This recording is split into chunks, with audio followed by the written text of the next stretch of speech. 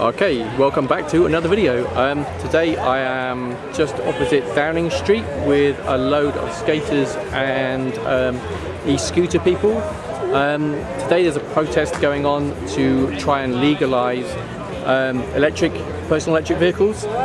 So currently the police are out stopping people from commuting on their scooters and trying to fine people £50. After the next couple of weeks, they say they're going to try and fine you £300 and give you 6 points on your licence, whether you have one or not.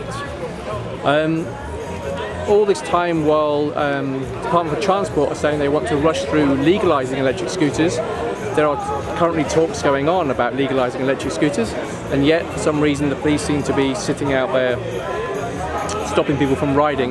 This includes riding safely in bike lanes. So today, some of the guys from the scooter community have been out organising a little protest and just raising awareness for light electric vehicles, cleaner London.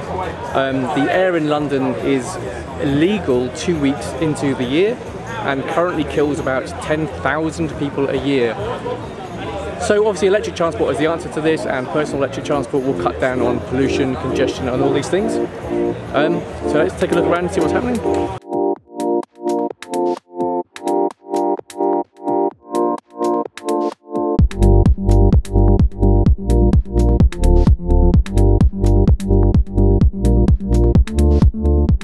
So I'm here with Peter, who's organised the whole thing.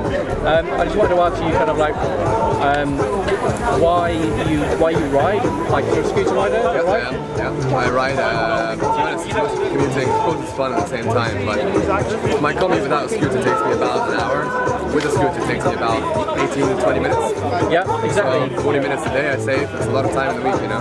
Yeah, I was just talking to a couple of other guys here who, because they've come on their, well, they've brought their transport, but they've walked it, and they've really noticed for the first time walking somewhere, it took them ages. Whereas like you say, our commutes, they're clean, totally environmentally friendly, we're not using the tube, we're not taking a route on the roads. So where do you see like the future of personal electric transport? Do you see this replacing vehicles? Well, sure, I mean look, I was just doing a Sky interview and they asked the same kind of question. We're aiming to reduce cars off the roads. We're trying to take these kind of buses which are emitting diesel off the roads. And you can't just take things away and expect people to walk places. You need to replace them with some sort of transport. Not everyone is able to cycle. Not everyone has showers. Not everyone wants to wake up and do that.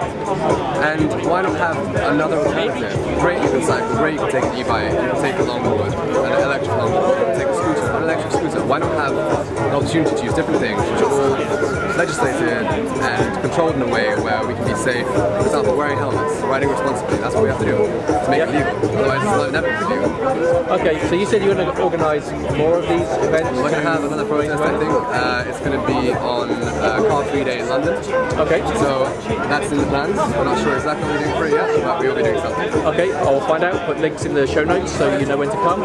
So, is there anything else you want to add to kind of like how people can help raise awareness or get involved in helping promote? Join all the Facebook pages, you know, like ride responsibly, like talk to the public. If someone is aggressive towards you saying that's illegal, then talk to them and like have a discussion, you know, like educate the public. I think that's the most important thing, because right now the issue is there's a small percentage of people who are very against this. We need to have people for this, so why not slowly convert, like a gradual one man by one woman person like conversion, like just talk to people and tell them the benefits of these things and your own personal story. Like we've heard so many personal stories today and they've really made me sad, so yeah. Cool. Alright, thank you very much. Right. It's going to be a tremendous success, really going to be a tremendous success.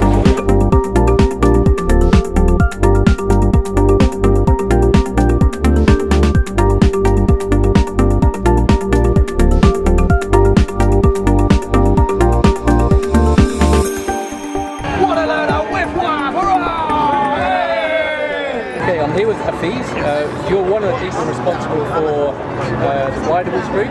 Yes, so I'm the co-founder of Ridables.org. Okay. It's a think tank organization. It's a not-for-profit organization, to make that clear.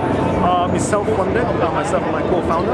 And the aim of Ridables.org is to work with the government so that we can legalize ridables like electric vehicle, which is your personal favorite. Yeah. My personal favorite is electric unicycle, because I think it's the best in the world. Anyway, you know, that's a bit of argument there. And then obviously we've got, you know, electric scooter, which is obviously the most popular version because of rental companies. Of course. So, yeah. So you've been working sort of behind the scenes. So I know a lot of people at the moment are getting stopped on the way to work on their scooters, and people were stopped on skateboards as well recently. So I know you're pushing for legalisation and safe use. Definitely of all sort of forms of electrical ridables. So I hear you've also been in talks with kind of people trying to get legislation changed. Yeah, so yeah, we were fortunate and incredibly proud, and thank you for to the Department for Transport for inviting ridables to the last roundtable. It's essentially a review process, and the government has made it quite clear, and credit to the government by the way, that they're actually reviewing this right now. Yeah. It doesn't mean that it's going to be legal, but I'm a strong believer that if you give people the right information, they're more likely to make the right decision. Yeah. And that's why we're working very closely with a lot of manufacturers, one of which, you know, Evolve. Yep. Because we know essentially the legislation that we're trying to propose, or we are proposing, and it's on Ridables.org by the way, the policy that we're proposing, it works. Yep. Evolve have evolved from that, so to speak, no pun intended, and we believe that apart from legalizing ridables in the UK, that we can also create a brand new industry. And I just want to point out that in the United Kingdom we have some of the best engineers in the world. Sure. Yeah. And if the government's concern is safety, well, guess what? We've got some great engineers in the world, and we'll make ridables even safer than they are right now. And unless you legalize it, and obviously legalize it to the policy that we recommended on Ridables.org, which obviously the riders all now support, we need to legalize that. We need to legalize ASAP. Right? Sure. Yeah. I mean, I heard even like TfL are also on board now, which is really good because I know at first they were kind of like passing over to DFT. So do you see a future of like, I know rental scooters are getting a bit of bad press. How do you see the future of rentals going, or would you prefer people to own their own scooter and take like responsibility for? Do you see what I mean? Rather than. I see what you mean. Good question. So it is important to differentiate between rental of ridables, mostly electric scooter, and personal ownership.